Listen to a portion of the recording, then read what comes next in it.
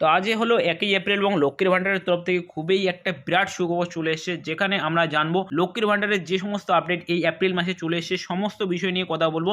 তোমরা যারা নতুন আপডেট করেছিলে তারা কি টাকা পাবে কি পাবে না, বা যাদের ব্যাংক অ্যাকাউন্ট ভ্যালিডেশন নাম মিসম্যাচ সমস্ত কিছু ছিল, সমস্ত কিছু বিষয় নিয়ে আমরা এই ভিডিওর মাধ্যমে কথা বলবো। আপনি যদি একজন লক্ষ্মীর ভান্ডারের উপভোক্তা হয়ে থাকেন অবশ্যই এই ভিডিওটা তোমরা শুরু থেকে শেষ পর্যন্ত দেখে নেবেন, এবং ভিডিওটি দেখার পূর্বে অবশ্যই ভিডিওটাকে লাইক করে দিন এবং চ্যানেলটিকে সাবস্ক্রাইব করে রাখুন।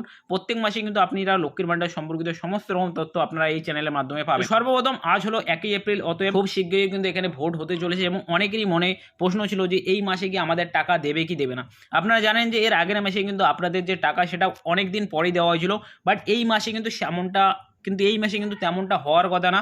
এই মাসের যে টাকা সেটা কিন্তু ম্যানুয়ালি তোমাদের যে তারিখে টাকাটা ঢুকে, অতএব 6 থেকে 10 তারিখের মধ্যে তোমাদের যে টাকা রয়েছে সেগুলো কিন্তু তোমাদের ব্যাংক অ্যাকাউন্টে ক্রেডিট করে দেওয়া হবে।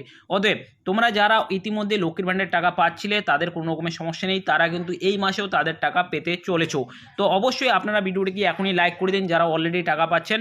এখন আমরা কথা বলবো যে যারা নতুন আবেদন করেছিলেন তাদের কি অবস্থা রয়েছে। তো দেখো, অনেকেরই এখানে যারা নতুন আবেদনকারী রয়েছে তাদের অনেকেরই এখানে কিন্তু তাদের যে অ্যাপ্লিকেশন সেটা কিন্তু অ্যাপ্রুভ হয়ে গিয়েছে এবং তাদের যে বিল জেনারেট সেটাও কিন্তু এখানে শুরু হয়ে গিয়েছে।